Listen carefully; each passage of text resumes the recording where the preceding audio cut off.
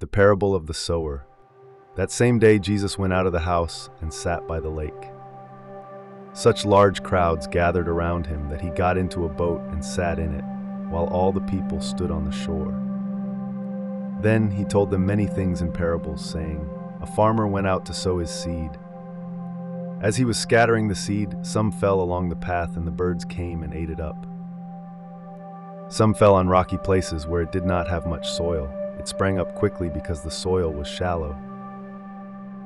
But when the sun came up, the plants were scorched, and they withered because they had no root.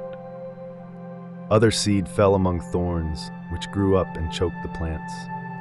Still other seed fell on good soil, where it produced an abundant crop, multiplying many times over what was sown.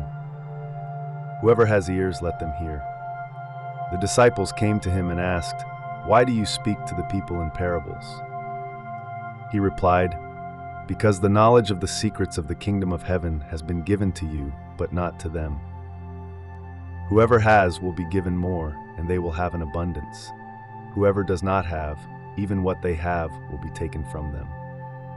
This is why I speak to them in parables. Though seeing they do not see, though hearing they do not hear or understand. In them is fulfilled the prophecy of Isaiah. You will be ever hearing but never understanding. You will be ever seeing but never perceiving. For this people's heart has become calloused.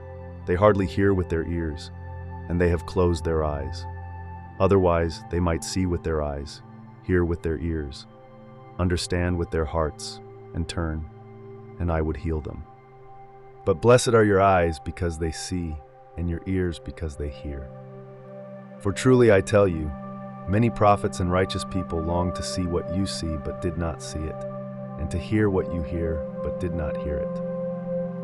Listen, then, to what the parable of the sower means.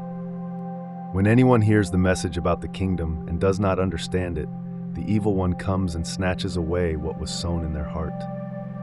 This is the seed sown along the path.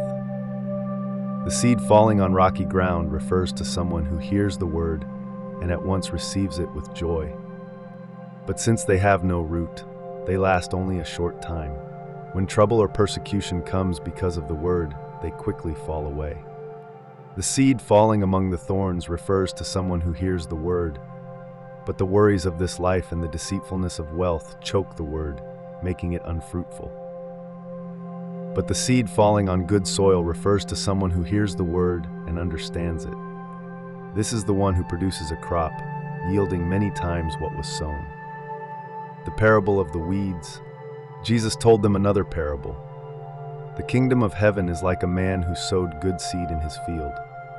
But while everyone was sleeping, his enemy came and sowed weeds among the wheat, and went away. When the wheat sprouted and formed heads, then the weeds also appeared. The owner's servants came to him and said, "Sir, didn't you sow good seed in your field? Where then did the weeds come from?" "An enemy did this," he replied. The servants asked him, "Do you want us to go and pull them up?" "No," he answered, "because while you are pulling the weeds, you may uproot the wheat with them. Let both grow together until the harvest. At that time I will tell the harvesters, first collect the weeds and tie them in bundles to be burned, then gather the wheat and bring it into my barn." The parables of the mustard seed and the yeast. He told them another parable. The kingdom of heaven is like a mustard seed, which a man took and planted in his field. Though it is the smallest of all seeds, yet when it grows, it is the largest of garden plants and becomes a tree, so that the birds come and perch in its branches. He told them still another parable. The kingdom of heaven is like yeast that a woman took and mixed into flour until it worked all through the dough. Jesus spoke all these things to the crowd in parables. He did not say anything to them without using a parable. So was fulfilled what was spoken through the prophet. "I will open my mouth in parables. I will utter things hidden since the creation of the world." The parable of the weeds explained. Then he left the crowd and went into the house. His disciples came to him and said, "Explain to us the parable of the weeds in the field." He answered, "The one who sowed the good seed is the Son of Man. The field is the world, and the good seed stands for the people of the kingdom. The weeds are the people of the evil one, and the enemy who sows them is the devil. The harvest is the end of the age, and the harvesters are angels. As the weeds are pulled up and burned in the fire, so it will be at the end of the age. The Son of Man will send out his angels, and they will weed out of his kingdom everything that causes sin and all who do evil. They will throw them into the blazing furnace, where there will be weeping and gnashing of teeth. Then the righteous will shine like the sun in the kingdom of their Father. Whoever has ears, let them hear. The parables of the hidden treasure and the pearl. The kingdom of heaven is like treasure hidden in a field. When a man found it, he hid it again, and then in his joy went and sold all he had and bought that field. Again, the kingdom of heaven is like a merchant looking for fine pearls. When he found one of great value, he went away and sold everything he had and bought it. The parable of the net. Once again, the kingdom of heaven is like a net that was let down into the lake and caught all kinds of fish.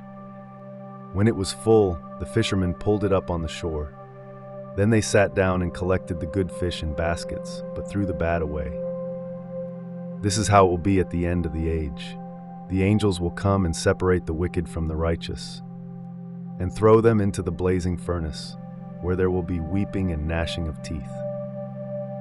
Have you understood all these things? Jesus asked. Yes, they replied.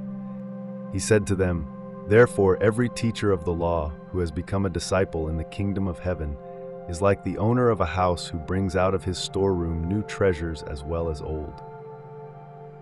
A prophet without honor. When Jesus had finished these parables, he moved on from there. Coming to his hometown, he began teaching the people in their synagogue, and they were amazed.